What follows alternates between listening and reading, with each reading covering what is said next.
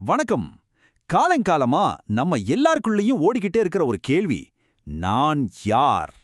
இந்த ஒரு கேள்விக்கு பதில் தேட ஆரம்பிக்கும்போது தான் நமக்குள்ளேயே ஒரு பெரிய யுத்தமே ஆரம்பிக்குது.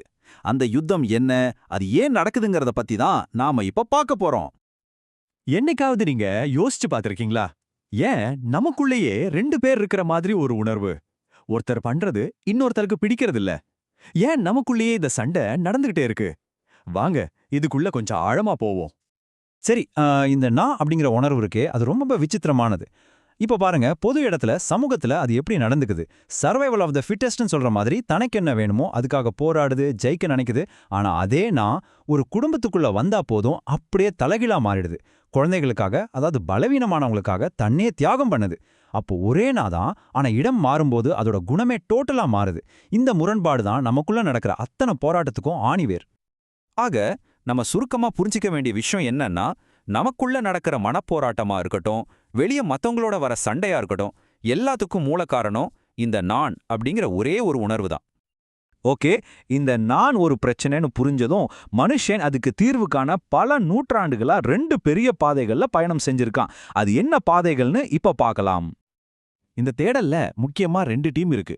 ஒரு டீம் என்ன சொல்றாங்கன்னா, இந்த நான்கிறது நம்மளோட உண்மையான தெய்வீகமான ஆன்மா. அதை நாம தியானம் பண்ணி தேடி கண்டுபிடிக்கணும்னு சொல்றாங்க. இன்னொரு டீம் இதுக்கு அப்படியே ஆப்போசிட்டா, ஐயோ இந்த நான்கிறது தான் எல்லா பிரச்சனைக்கும் காரணமான அகங்காரம், ஒரு பெரிய மாயை, இதை எப்படியாவது அடக்கணும் இல்லைன்னா அழிச்சே ஆகணும்னு சொல்றாங்க. பாத்தீங்களா, ஒன்னு கண்டுபிடிக்க சொல்லுது, இன்னொன்னு அழிக்க சொல்லுது. நம்மள பல பேர் இப்படிதானே நினைக்கிறோம் இல்லையா? அந்த ஹையர் செல்ஃப், அந்த உண்மையான ஆன்மாவை மட்டும் நான் ஒரு நாள் அடைஞ்சிட்டா போதும், என் வாழ்க்கையில் இருக்கிற எல்லா கஷ்டமும் வலியும் அப்படியே மேஜிக் மாதிரி காணாம போயிடும்னு ஒரு பெரிய நம்பிக்கை. ஆனா, ஒரு நிமிஷம் நிதானமா யோசிப்போம். நம்மளோட டெய்லி லைஃப்ல வர்ற சின்ன சின்ன கோவம், கவலை, மன உளைச்சல், இதுக்கெல்லாம் போய் இவ்ளோ பெரிய பிரம்மாண்டமான ஒரு தேடல் உண்மையிலே சரியான தீர்வு தானா? ஒருவேளை நம்ம தப்பான வழியில தான் பதில தேடிக்கிட்டு இருக்கோமா? இப்போ நாம ஒரு முக்கியமான முரண்பாட்டை பார்க்க போறோம். அதாவது, அமைதியை கண்டுபிடிக்க நாம செய்யற முயற்சிகளே பல நேரங்கள்ல அந்த அமைதி வராம தடுத்துக்கிட்டு இருக்கு. அது எப்படின்னு வாங்க பார்க்கலாம். இத புரிஞ்சுக்க ஒரு சூப்பரான உதாரணம் இருக்கு. உங்களோட அடிப்படை விழிப்புணர்வு இருக்கு. அதாவது நீங்க இருக்கீங்கன்னு உங்களுக்கு தெரியுதே அந்த உணர்வு. அத ஒரு சினிமா தியேட்டர்ல இருக்கிற வெள்ளை திரை மாதிரி கற்பனை பண்ணிக்கோங்க. அந்த வெள்ளை ஸ்கிரீன்ல ஓடுற படம் தான் உங்க வாழ்க்கை. அதுல சந்தோஷம் வரும், துக்கம் வரும், சண்டை வரும், கோபம் வரும், எல்லா டிராமாவுமே அந்த படத்துல தான் நடக்கும். ஆனா ஒன்னு கவனிச்சிங்களா? படத்துல எவ்வளோ பெரிய சண்டை நடந்தாலும், தீப்பிடிச்சாலும் அந்த ஸ்கிரீன் கொஞ்சம் கூட பாதிக்கப்படுறதே இல்ல. அது எப்பவும் அமைதியா, தூய்மையா அப்படியே இருக்கும். உங்க பிரச்சனைகள் எல்லாமே அந்த படத்தோடது தான், உங்களோடது இல்ல. அதாவது அந்த ஸ்கிரீனோடது இல்ல. நீங்களே யோசிச்சு பாருங்க, படத்துல வர வில்லன் எவ்வளோ பவர்ஃபுல்லா இருந்தாலும் அவனால உண்மையிலே அந்த ஸ்கிரீனை கொளுத்த முடியுமா? வாய்ப்பே இல்ல. அதே மாதிரி தான் உங்க மனசுல வர எந்த ஒரு மோசமான உணர்வா இருந்தாலும் அது உங்களோட உண்மையான இயல்பான அந்த விழிப்புணர்வை ஒருபோதும் பாதிக்கவோ அழிக்கவோ முடியாது. அப்போ பிரச்சனை எங்க வருது? இந்த சுழற்சியில தான் வருது. முதல்ல நமக்கு பிடிக்காத ஒரு உணர்வு மனசுல தோணுது. உடனே நாம என்ன பண்றோம்? இயல்பாவே அதை நிறுத்தணும், அது போகணும்னு போராடுறோம். ஆனா அந்த போராட்டமே அந்த உணர்வுக்கு நாம இன்னும் கொஞ்சம் சக்தி கொடுக்குற மாதிரி ஆயிடுது. இதனால அந்த உணர்வு புதுசா உயிர் பெற்று இன்னும் ஸ்ட்ராங்கா திரும்பி வருது. நாம எதை எதிர்க்கிறோமோ அதுக்கு தான் நாமளே அறியாம சக்தி கொடுக்குறோம். இந்த உதாரணம் ரொம்பவே பிரமாதமா விளக்குது பாருங்க.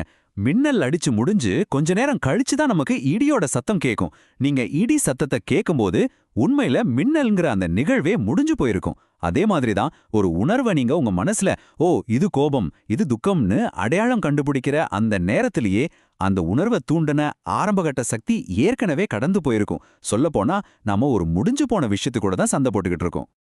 சரி, இப்போ நாம இந்த பகுதியோட முக்கியமான உச்சக்கட்டமான ஒரு இடத்துக்கு வந்திருக்கோம்.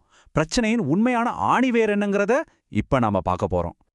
இப்போ உங்க மனசுல இந்த கேள்விதான் ஓடிட்டு இருக்குன்னு எனக்கு தெரியும். சரிப்பா, உணர்வுகளோட சண்டை போட்டா அது இன்னும் அதிகமாகும்னு சொல்றீங்க.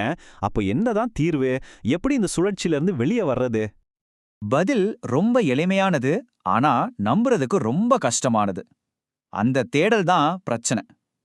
ஆமா, நீங்க எதை தேடிக்கிட்டு இருக்கீங்களோ அந்த தேடுற செயல் இருக்கே, அதுதான் உங்க எல்லா துன்பத்துக்கும் காரணம். அப்போ ஞானம்னா என்ன? அது ஏதோ மாய மந்திரம்லாம் கிடையாது. ரொம்ப சிம்பிள். மன ரீதியா நாம போய் சேர்றதுக்குன்னு ஒரு இடமும் இல்ல, அடையிறதுக்குன்னு ஒரு பெரிய விஷயமும் இல்லங்கிறத அறிவுபூர்வமா ரொம்ப தெளிவா புரிஞ்சுக்கிறது தான் உண்மையான ஞானம். இந்த ஒரு புரிதல் எப்படி எல்லாத்தையும் மாத்துதுன்னு பாருங்க. எனக்கு விடுதலை வேணும்னு நீங்க நினைக்க ஆரம்பிச்சாலே அதுவே ஒரு புது தேடல, ஒரு புது போராட்டத்தை ஆரம்பிச்சு வைக்குது. நீங்க எந்த இலக்க நோக்கி ஓடினாலும் அந்த ஓட்டமே உங்களுக்குள்ள ஒரு போராட்டத்தை உண்டாக்குது. எப்போ அந்த ஓட்டத்தை, அந்த தேடலை நீங்க முழுசா நிறுத்துறீங்களோ அப்போ போராட்டமும் தானா நின்னுடும். நம்ம சண்டை போடுறதை நிறுத்திட்டா பிரச்சனைகளும் தன்னால செத்து போயிடும். சரி, அந்த உள்மனத் தேடலை கைவிட்ட பிறகு வாழ்க்கை எப்படி இருக்கும்? ரொம்ப போர் அடிக்குமா? இல்லவே இல்ல. அது ஒரு முற்றிலும் புதிய வாழ்க்கை முறை. இத சோம்பேறித்தனமா நினைக்காதீங்க. வாழ்க்கை ஒரு நதி மாதிரி ரொம்ப இயல்பா ஓட ஆரம்பிக்குது. சந்தோஷம், துக்கம்னு எல்லா அனுபவங்களும் வரும் போகும். ஆனா நீங்க எதையும் பிடிச்சு வைக்கவோ தள்ளி விடவோ போராட மாட்டீங்க. அதுங்க போக்கிலேயே வந்துட்டு போக அனுமதிப்பீங்க. வாழ்க்கையோட ஒரு பெரிய இணக்கம் ஏற்படும். கடைசியா இந்த அழகான ஓமைய பாருங்க. நம்ம நாக்கு இனிப்பு, கசப்பு, புளிப்புன்னு 6 சுவைகளையும் ருசிக்கும். ஆனா எந்த சுவையோடும் நிரந்தரமா ஒட்டிக்கிறதே இல்ல. ஸ்வீட் சாப்பிட்டா நாக்கு ஸ்வீட் ஆகிடாது. அதோட இயல்பே சுவைப்பதும் அப்புறம் கடந்து போக விடுவதும் தான். நம்மளோட உண்மையான விழிப்புணர்வும் சரியா அப்படிதான். அது எல்லா உணர்வுகளையும் அனுபவிக்கும். ஆனா எதனாலும் பாதிக்கப்படாம எப்பவும் அதோட இயல்புல அப்படியே இருக்கும்.